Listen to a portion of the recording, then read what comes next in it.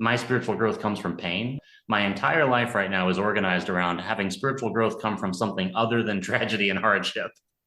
And so, like, for me, that looks like service work. It looks like step work. It looks like being of service to people in every possible context in my life, professionally, inside AA, outside of AA, all that. I heard it through the grapevine. Welcome.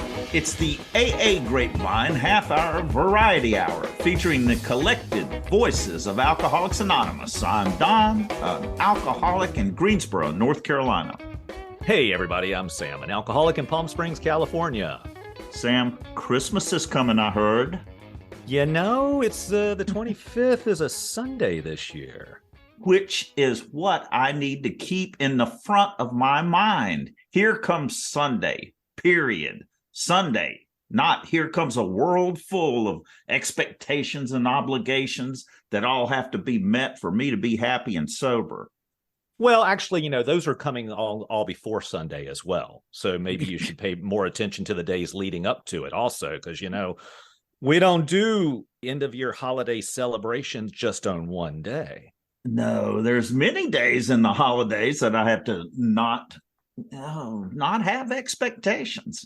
I mean, that's what gets me in trouble. And I've been sober for a few decades. And a couple of years ago, things weren't going the way I wanted them to in the first couple of hours with my family.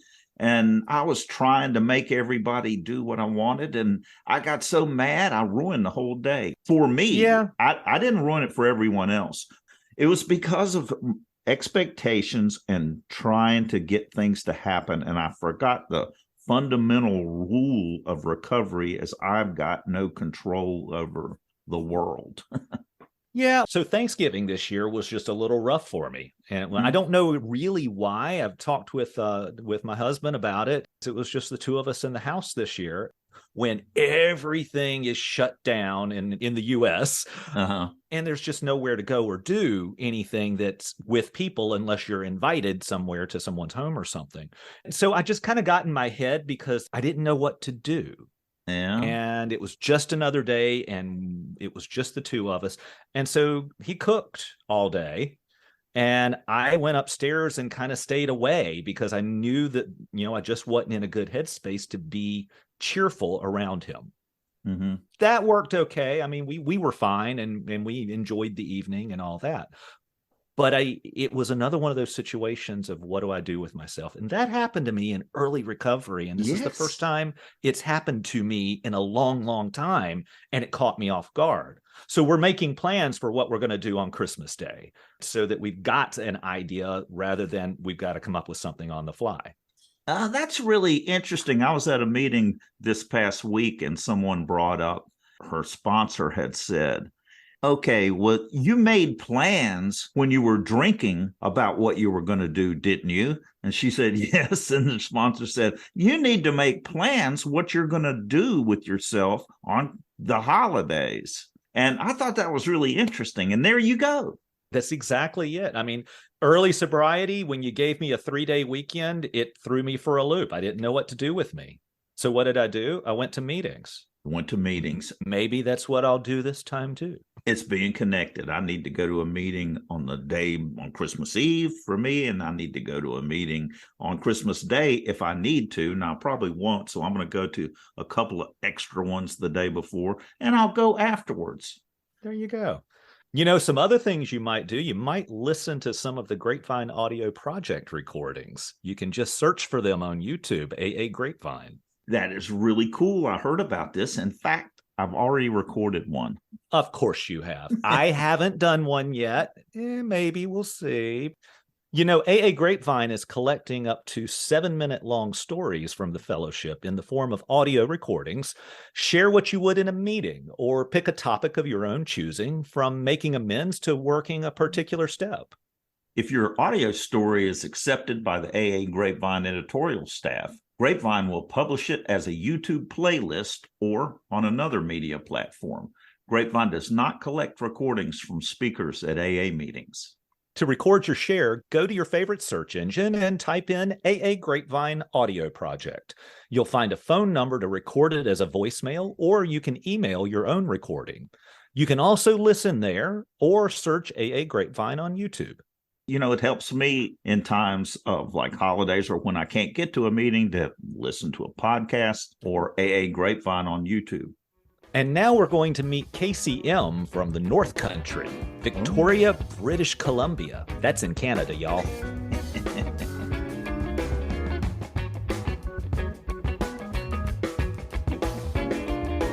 Grapevine does not accept donations, but you can offer your support by making a purchase at store.aagrapevine.org or by the Carry the Message gift certificates to sponsor Grapevine subscriptions for alcoholics in need. That's store.aagrapevine.org. Hey, everybody. Thanks so much for having me. My name is Casey. I'm an alcoholic. As mentioned, I'm in Victoria, British Columbia. In Canada, we consider this to be the southernmost part of the country, but I do understand that it is technically above. Well, actually, fun fact, Victoria is not above the 49th parallel, the line that divides the bulk of Canada. Victoria is one of the two places in Canada that actually dips below that dividing line between the two countries. So we're actually pretty close to just north of Seattle from a latitude. I can't remember whichever one that is. Is it cold? It's about the same weather as northern Washington. So yes. Cold. There you go. Yeah, so I'm my home group here in Victoria is Generation Next. My sobriety date is June 1st, 2009. It's been a minute. I have a hard time with dates. Me too. I'm really incredibly active in AA and very grateful for that opportunity, right? So I have a sponsor who has a sponsor. I sponsor guys whenever possible. I sit on the intergroup steering committee here in Victoria. Take a handful of service positions at my home group and some other groups whenever I can. And I will say that I'd say, like, above all else, in terms of long-term sobriety, the thing that has been the single most deciding factor in that has been service, for sure. Casey, how has dealing with the holidays changed for you from when you first got sober in 2009, the first year or couple of years, and now? Well, I mean, if you're going to compare 2009 or 2008 to now, the contrast is quite stark. I like to say it took me about 4 years to do the first step. So I went to 5 treatment centers in the first 4 years that I was trying to get sober. So I spent a couple Christmases in treatment in that time frame, which it was hard at the time, but not really hard compared to the other things that were going on in my life. I'd say that now, with some time under my belt, I guess this is more like on a personal level, but my family dynamic has started to shift and change probably in like the last 5 years of my own sobriety. So my parents separated when I was 12 years old. And so we've had like a split family for a long time, but for many years, we all still got together. What's shifted for me has been that our families have all kind of grown independently of one another now, right? So my father has a wife that isn't necessarily as involved in our family. My brother has another partner and a couple new kids. I'm married now. My mom lives over in Vancouver. And I think what's changed for me the most is that I've had to recognize where I was having unreal expectations around my own family dynamic that are just no longer represented in the reality of the world that I live in right now, right? So we all see each other on Christmas, or most of us see each other on Christmas, but the kind of show up at one family member's house and stay there all day and eat and open presents and, spend all of this time together in what was my family unit when I was a child, even though we managed to carry that forward for quite a long time when it was no longer like technically a family unit, that has just really started to spread. I struggled with that for the first couple of years that I really saw it happening. I pushed pretty hard, not necessarily on other family members, but internally. I pushed myself pretty hard to have the same the experience that I thought I remembered from childhood and from earlier in my life with these people. And the reality of the situation is now just that, like, we don't spend that much time together. And this particular thing doesn't really work with the way that we've all included new and various people in our own families. So that was a pretty long-winded answer. No, because that's what I was talking about with expectations of the way things need to be, to let go of that. It's, as you said, an internal battle. Exactly. And when I find myself in emotionally challenging times in my life, I often need to circle back to what I believe is the core of the Serenity Prayer and the core of what has given me some amount of success and happiness in life so far, which is one way for me to look at the world is that the world can be divided into two parts. And one part of it is stuff that I have influence over. And the other part of it is stuff that God has influence over, right? And there's a line that separates those two things. What I find is that when I'm disturbed, when I'm upset, when I'm resentful, when I'm having a rough time and usually behaving like kind of an asshole because of it, what I find is that I'm almost always trying to influence things on the wrong side of that line. So like the world is broken up into what I can control and what God controls. And I will spend large portions of my life trying to influence things that are on the far side of the line that are really only in God's hands. Mm. The God of my understanding will handle the stuff that's on the far side of that line. But the converse part of that is that the God of my personal understanding won't actually do shit for me on my side of that line either. It's that classic scenario where when I find myself having a really rough time, it's almost always because I'm trying to do stuff on the God side of the line. And that means that I'm burning all kinds of emotional and mental energy on that stuff that I have no control over and no ability to influence. And it also almost always means that I'm neglecting what's happening on my side of that line.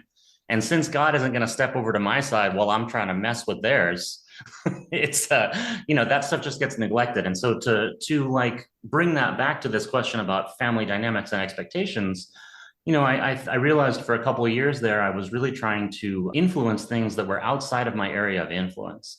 And because of that, I wasn't doing the things that I could do to create a wonderful, loving, positive, connected family experience within my own family, and also like a new kind of experience that worked for everybody else involved, because I was just trying to push for, frankly, like stuff that I could not control. And Hill says that the main difference between God and me is that God doesn't believe he's me. That's a good one. That's a good one. Yeah. One of the things that shows up for me is how can I be of service is one of the best ways for me to get out of me. This was several years ago. My husband's brother had died. I don't have a whole lot of interaction with his family, haven't been around them all that often. I was feeling very just uncomfortable and in the way and, all that. I went upstairs to our room and I just prayed for how can I be of service? And it's crazy. I love how this happens, but within 30 minutes of that, me going downstairs and getting back in with everything that was going on, they needed help that I was particularly adept at doing. And that was some computer stuff. I had something to do to be productive and useful and helpful. It helped them and it helped me. Absolutely, right. And I think family dynamics are such an interesting place to practice that kind of approach because, my own family, they are people who are wonderful, intelligent, beautiful, like remarkable people. They are also people who have a lot going on in their lives. My brother has a couple new kids. My mom is my mom.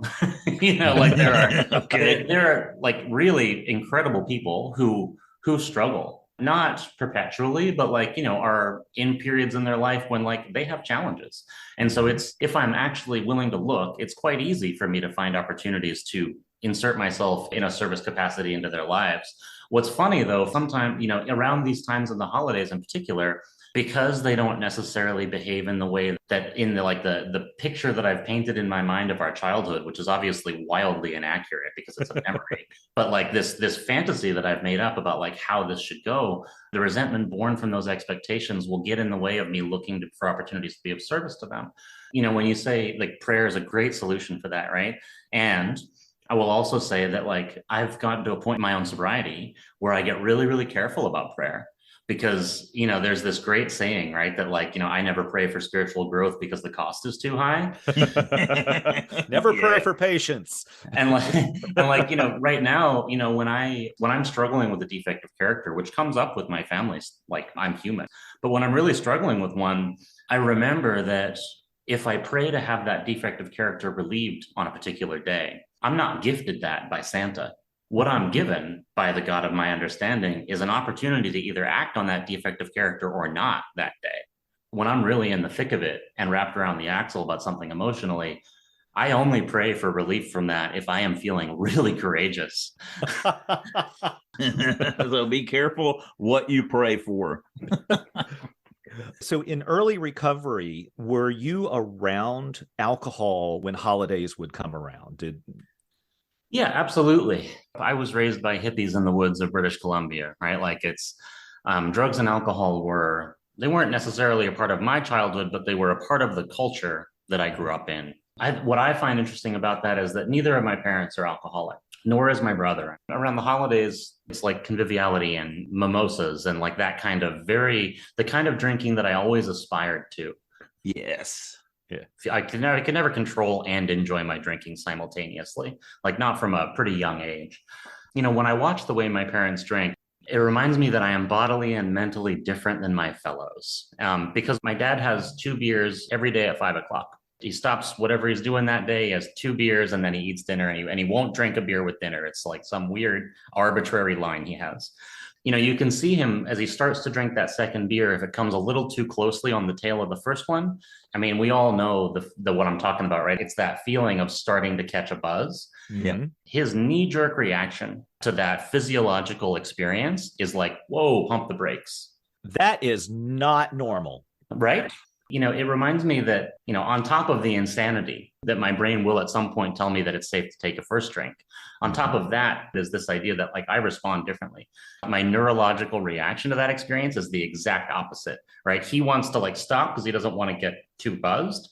I want to like, forge a bunch of checks and then like, sit in the dark watching reruns of Law and Order while I drink vodka from the bottle. Like those are like the difference, like the 180 response. Yeah. Well, I talked to my brother about alcoholism. I described, how when you have a second beer, everything begins to light up and everything comes into focus and you get all this energy. And he screwed up his face and said, no, when I have the second beer, everything goes out of focus and gets wobbly.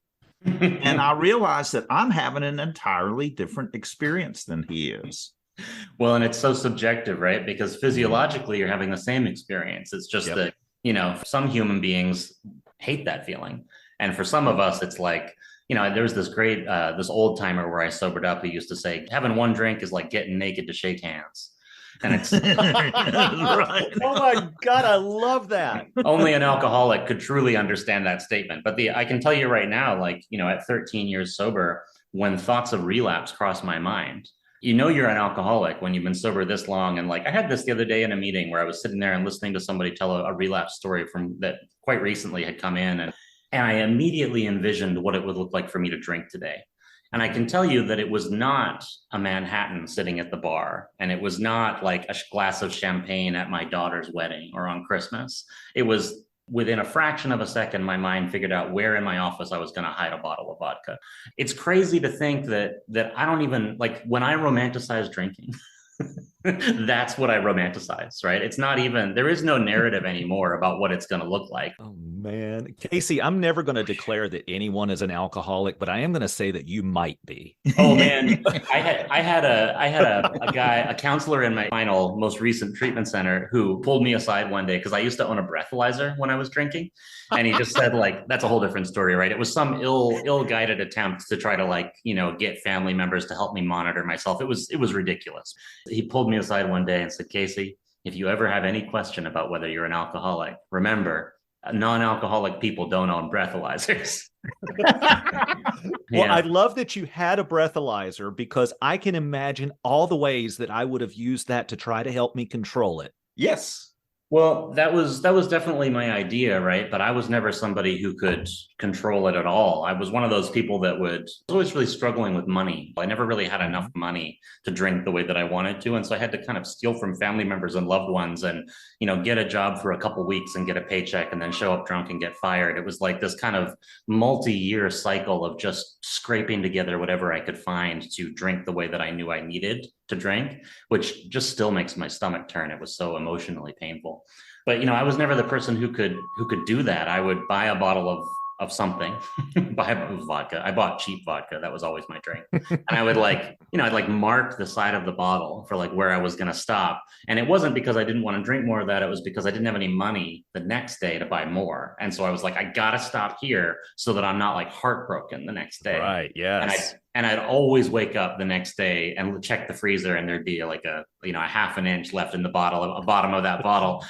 So which is just a tease, right? Well, I guess like charitable me the night before was like, oh, he's going to want this.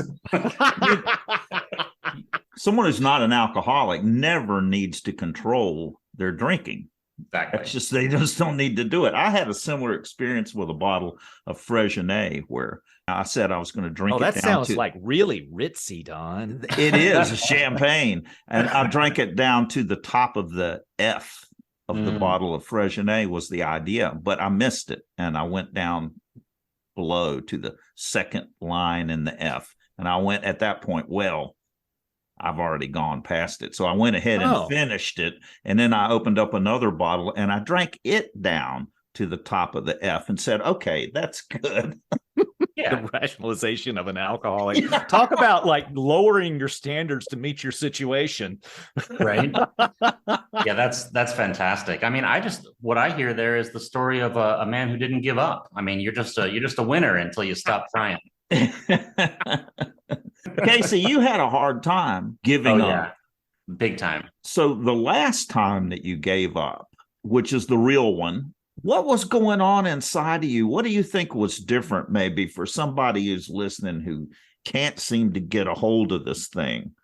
I love that question. And because I really, really struggled in that. I mean, I struggled for a long time leading up to that because I'd been exposed to Alcoholics Anonymous already when I was still drunk in the rooms in AA. There were other people who'd come in on the same kind of schedule as me. And I'd stayed drunk, but they'd stayed sober over those months or 6-month period or whatever it was that I was kind of bouncing in and out in the early days. And so I saw the light come on in their eyes. And there was, on some conscious or unconscious level, it registered with me that there was something that worked in Alcoholics Anonymous. And so even though I wasn't ready to do it, I kind of put it in my back pocket and was like, well, once things get really bad, because I was already jobless and homeless and, multiple treatment center alumni, but once things get really bad, I could go give AA a real try. Right. And so I did finally in this, what is, I believe, the 4th or 3rd treatment center or something. I did 5 in 4 years, which is my personal best. I'm planning to keep that number. But I finally went and did them, and I was really throwing myself into it. I had a sponsor that I really liked, and I worked up through step 9. Obviously, the spiritual experience that is offered, which is the relief from addiction and alcoholism in AA, comes after 12 steps, just to be super clear. So I didn't get that far, but I was doing them, and I drank again. What happened was, although I genuinely believe doing the steps to the best of my ability in that process, I was being a horrible, dishonest piece of shit outside of that. I was cheating on a partner I had. I don't think that I had the capacity for the level of dishonesty that was existing outside of that one specific relationship in my life. And so I drank again. But what that felt like to me was that I had finally played my final card that might work in terms of saving my life. And when I played that, so I'd finally tried AA, really tried AA, and it hadn't worked. And so I got to this place, we call it the jumping off point in the big book of Alcoholics Anonymous. I got to this point where I was sitting at a fork in the road, and down one path was death. It was quite clear that the way that I was drinking was fatal. And if I wasn't going to die, I was going to envy the dead, right? That's almost kind of a worst case scenario. Mm. And then the other path was to stop completely. And at that point, I had finally, I'd spent that whole 4 years trying to find some third thing. I was either going to drink and figure out how to manage the consequences, or I was going to stop, but I was going to do it some way that I'd figured out. Or there was always, it was a whole 4 years of trying to find some third option, from drink to an alcoholic death or stop with the help of other people. Yes, I understand that. Only an alcoholic can reach that fork in the road where the options are accept help from people or die, and sit at it for a month and think. And what changed was that I became willing to take action without needing to understand what I was doing. It's that subtle shift where I had spent my entire life employing one really simple strategy for success, which is I will understand something first and then I will do it afterwards. There's many, many contexts in life where that is actually a very successful strategy. I understand it, I'll figure it out, and then I'll do it. And what was happening is that in trying to get sober, it was killing me. Like thinking about having a spiritual experience was keeping me from having a spiritual experience. Wanting to understand how the steps worked was stopping me from doing the steps themselves. And so what changed was I was ground to a paste by life. I had absolutely no options. And I just became willing to take any action prescribed by, frankly, almost anybody, except the other lunatics that were in there with me. I left them alone. Tell me what to do, I will do. Like if you tell me to dust the radiator in this room twice a day, that's stupid. I will 100% do that if you say that it has any influence on whether I'm going to stay sober. Mm-hmm. And that translated into the steps themselves. And so I was able to get out of my own way when it came to working the 12 steps the next time. And this is a personal belief that is not held by everybody, so please take it with a boulder of salt. But I believe that the step doesn't happen when I meet with my sponsor. When I meet with my sponsor, we sit and we read, and my sponsor tells me to go do something afterwards, usually in the week interval between meeting with my sponsor. And I believe that the step happens in that week when my sponsor tells me to take an action. And so it often looks like writing something down. It often looks like experimenting with prayer. Sometimes it looks like, sitting with somebody and speaking about something. Sometimes it looks like finding somebody from my past and having a conversation with them. Like those things, I believe that if a documentary film crew followed me around, they could see me do the steps. And that's what I needed, was to understand what the concrete actions are associated with each of the 12 steps, so that I could stop thinking about how they worked and I could just put one foot in front of the other and do them. And that's what saved my life. And it's what continues to save my life currently. I have access to a spiritual experience, like a continuous ongoing growth of a spiritual experience in my life. And it is dependent on me taking spiritual actions every day. That looks like service work. It looks like step work. It looks like being of service to people in every possible context in my life, professionally, inside AA, outside of AA, all that. Beautiful. AC, this has been great. Thanks for joining us today. Absolutely. Thank you. Absolute pleasure on my side. Thank you both.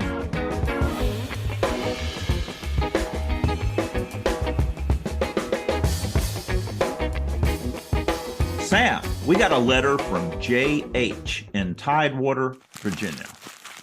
Jay writes, "Love your show. Here's my question. Is that the Sam Freibush organ trio playing Stomp and Buck Dance on your intro music? I discovered them several months ago on another podcast, and they've been my morning commute to work jam since. Anyway, thanks for doing what you do. Have a happy Thanksgiving and a wonderful holiday season." Jay, thanks so much for writing us. We have a winner. Don, wait, I didn't know we were running a contest. I just like that sound effect. You are right, Jay, or very close. We do use Stomp and Buck Dance, but the opening theme is actually Will It Go Round, Take 3. All that and much of the incidental music is by the Sam Freibush Organ Trio featuring Charlie Hunter from their albums Volume 1 and Volume 2. They were released at the same time, so I think of them as a double album. They're all touring now with other bands, but I'm happy they came together long enough to record that album. Thanks for writing in, Jay.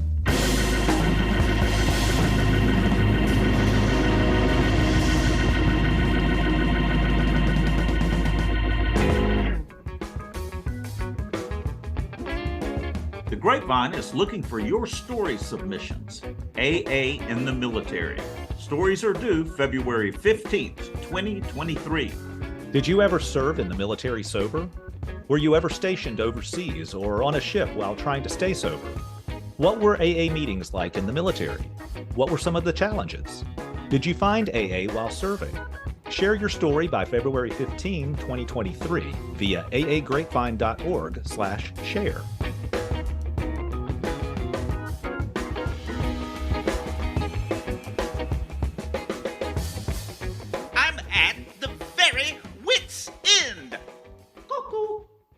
A $100 bill, a $20 bill, and a $1 bill are talking to each other in the cash drawer. The $1 bill said, "Hey, where you guys been? I haven't seen you in a while." The $100 bill said, "Oh, I just got back from Ibiza. After spending time in Paris, before that I was shopping on Rodeo Drive and snorting powder in an exclusive nightclub.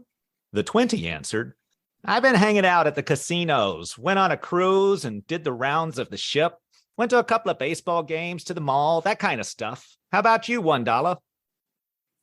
Same old stuff. Meetings, meetings, meetings.